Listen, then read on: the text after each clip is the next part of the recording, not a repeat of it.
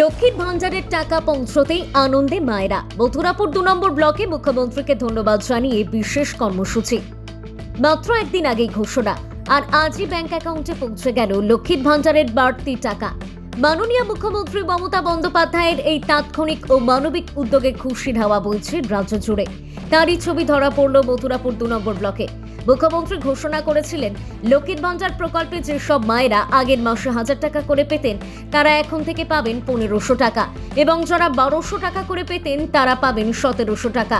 ঘোষণা হতেই আজ সেই বাড়তি টাকা সরাসরি মায়েদের ব্যাংক অ্যাকাউন্টে পৌঁছে যায়। এই আনন্দের খবর পেয়ে মথুরাপুর 2 নম্বর ব্লকের সামনে জড়ো হন অসংখ্য মা ও মহিলা। আনন্দ প্রকাশের অভিনব রূপ দেখা যায়। লক্ষ্মীর ভান্ডারের টাকা তুলে প্রতীকীভাবে লক্ষ্মীর ভান্ডার মাথায় করে নিয়ে মুখ্যমন্ত্রী মমতা বন্দ্যোপাধ্যায়কে ধন্যবাদ জানান মায়েরা। পাশাপাশি মিষ্টি মুখ করিয়ে এই খুশির মুহূর্ত উদযাপন করেন তারা। এই অনুষ্ঠানে উপস্থিত ছিলেন জেলা সদস্য ও যুব সভাপতি উদয় হালদার। তিনি মায়েদের হাতে লক্ষ্মীর ভান্ডার তুলে দেন এবং সকলকে মিষ্টি মুখ করান। উপস্থিত মায়েরা জানান, মূল্যবৃদ্ধির এই সময়ে মুখ্যমন্ত্রীর এই সিদ্ধান্ত তাদের সংসারে বড় স্বস্তি এনে দিয়েছে। লক্ষ্মীর ভান্ডার প্রকল্প যে শুধু একটি আর্থিক সহায়তা নয়, বরং রাজ্যের মায়েদের সম্মান ও নিরাপত্তার প্রতীক। আজকের এই চিত্র ফের একবার তারই প্রমাণ দিল। মথুরাপুর থেকে রাকেশ শেখের রিপোর্ট, ডিএন নিউজ বাংলা।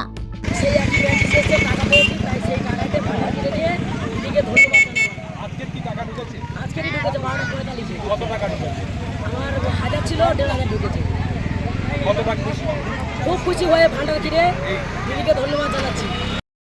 গতকাল রাজ্যের অন্তর্বর্তীকালীন যে বাজেট সেখানে রাজ্যের মুখ্যমন্ত্রী সেই বাজেটে বলেছেন যে লক্ষ্মীর ভান্ডার 1000 থেকে 2000 হবে এবং 1200 থেকে 1700 হবে। কিন্তু আমরা ভাবতেই পারিনি যে গতকালের ঘোষণা এবং আজকের সেটা হাতে কলমে আমাদের প্রত্যেক মায়েদের অ্যাকাউন্টে সেই টাকা আজই এসে পৌঁছবে। এই যে আজকেই এসে আমাদের কাছে এসে পৌঁছেছে, প্রত্যেক মাস এই টাকা তুলে নিজেদের পয়সায় ভান্ডার কিনে মিষ্টি বিতরণ করে মাননীয় মুখ্যমন্ত্রীকে আমরা আমাদের এই সবার বক্তব্যের মধ্য দিয়ে সবার যে আনন্দ, সেই আনন্দের মধ্য দিয়ে আমরা মাননীয় মুখ্যমন্ত্রীকে ধন্যবাদ জানাতে চাই যে গতকালই আমাদের 1000 টাকা ঢুকতো আমরা জেনারেল কাস্টের এই সমস্ত মানুষজন, তো আজকে সেটা 1500 টাকা আমাদের অ্যাকাউন্টে চলে এসেছে, সেই সমস্ত মানুষজনের অ্যাকাউন্টে। এবং যারা এসসি সম্প্রদায় আছে, এই দিদি এসসি সম্প্রদায়ের ওনার 1700 টাকা ঢুকেছে।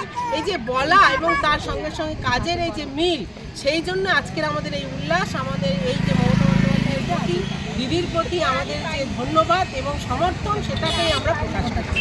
জানেন যে গতকাল মাননীয় মুখ্যমন্ত্রী মমতা ব্যানার্জি আমাদের রাজ্যের অর্থমন্ত্রী চন্দ্রিমা ভট্টাচার্য সহ গতকালই আমাদের বাজেট পেশ হয়েছে। সেই বাজেটে বাংলার মায়েরা যেটা আশা করেছিল যে লক্ষ্মীর ভান্ডার বৃদ্ধি পাবে, সেটা কিন্তু তাদের তাদের আশা পূরণ করেছে।